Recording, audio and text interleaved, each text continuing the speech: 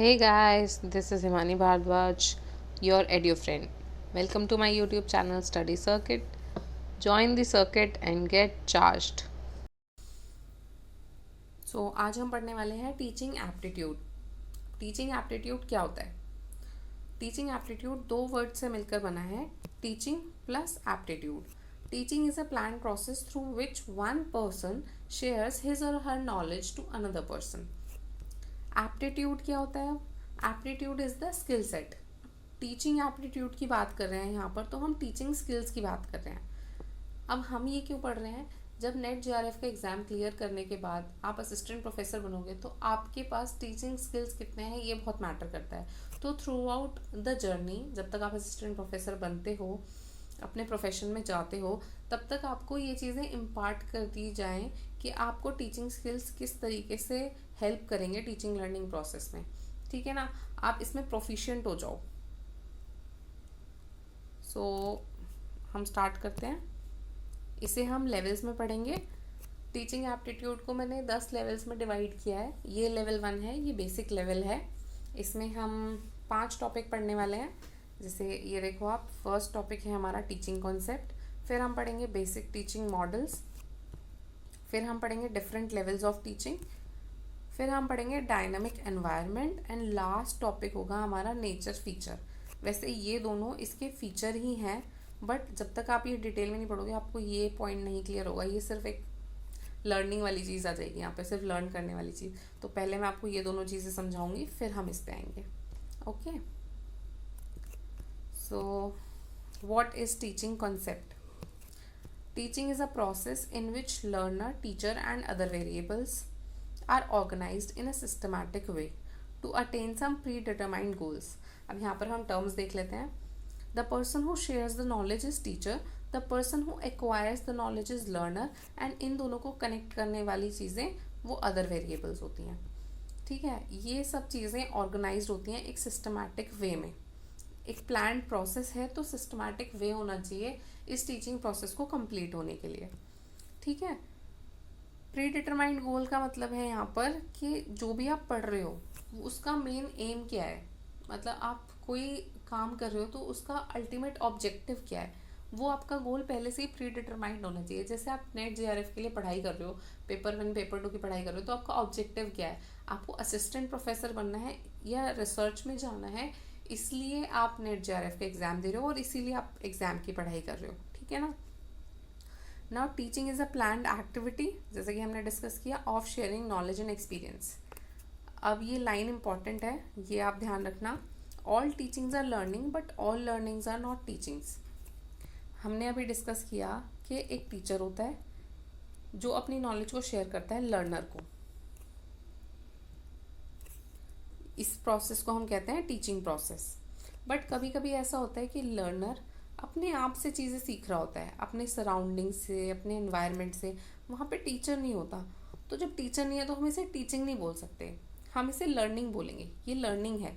सो हम कह सकते हैं कि learning is a wider concept than teaching.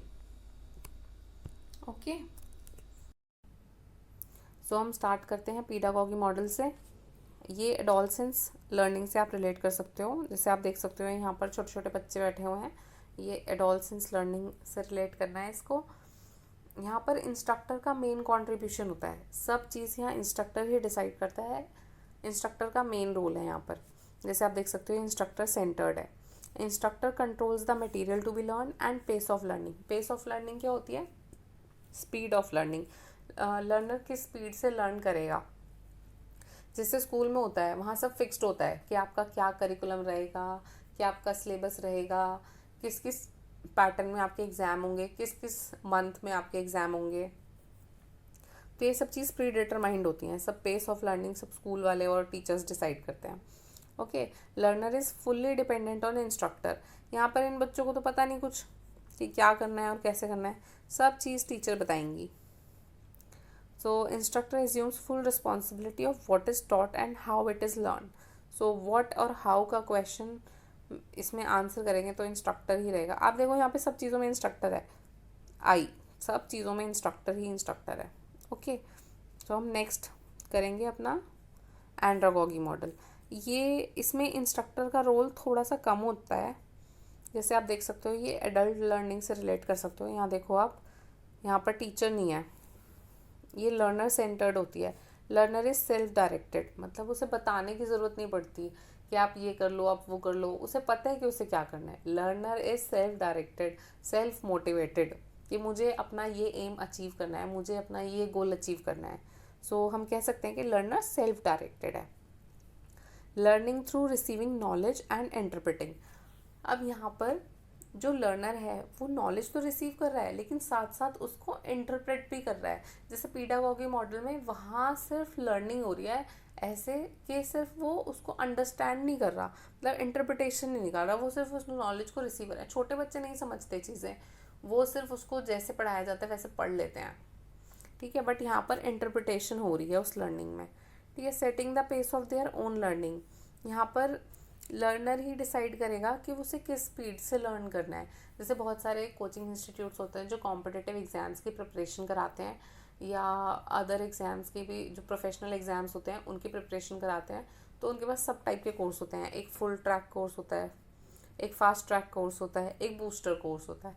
जैसे फुल कोर्स होता है, फुल कवरेज देते हैं, उसमें 100% आपका कोर्स कवर होगा और ड्यूरेशन भी उसकी थोड़ी ज़्यादा होती है। फास्ट ट्रैक कोर्स में कोर्स तो 100% होता है, बट उसकी स्पीड थोड़ी फास्ट होती है, मतलब उसकी ड्यूरेशन कम होती है, वो थोड़ा जल्दी कवर हो जाता है।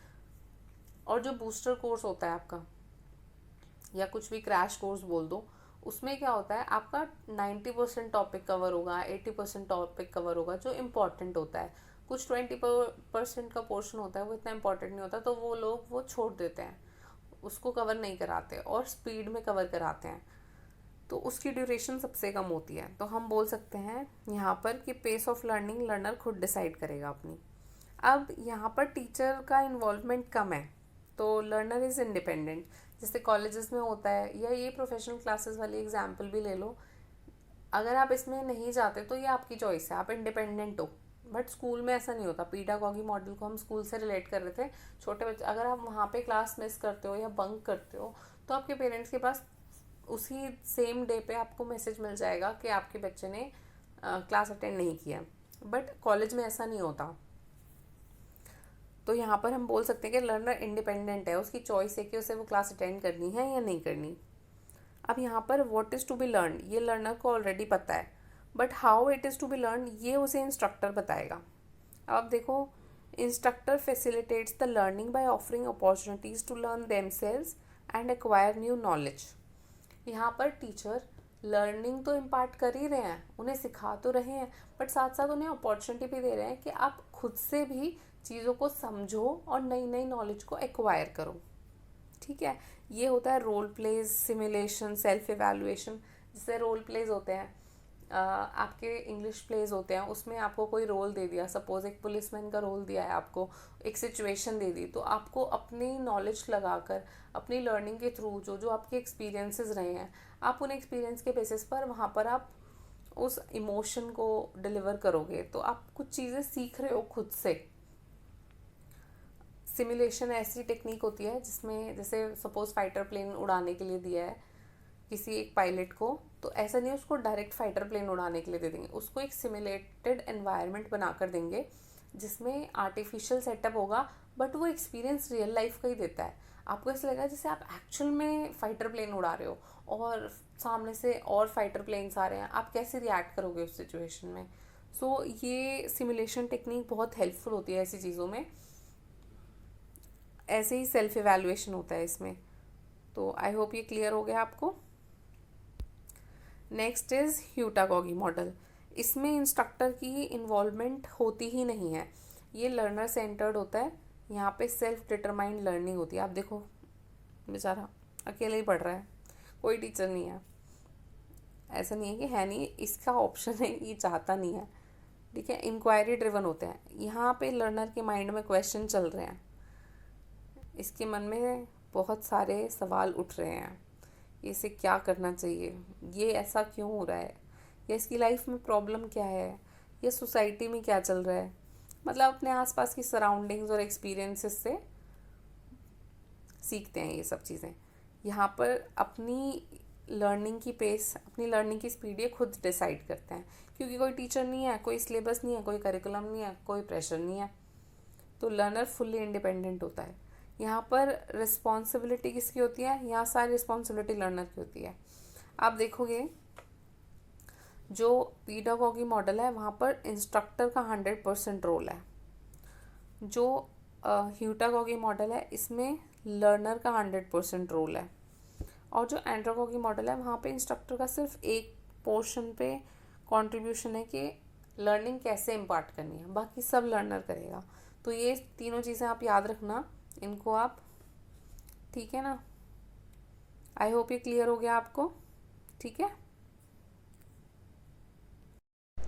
So guys, if you like my video, do hit like, comment, share and subscribe. Join my Telegram channel for more updates and PDF notes. Thanks for watching. Bye bye.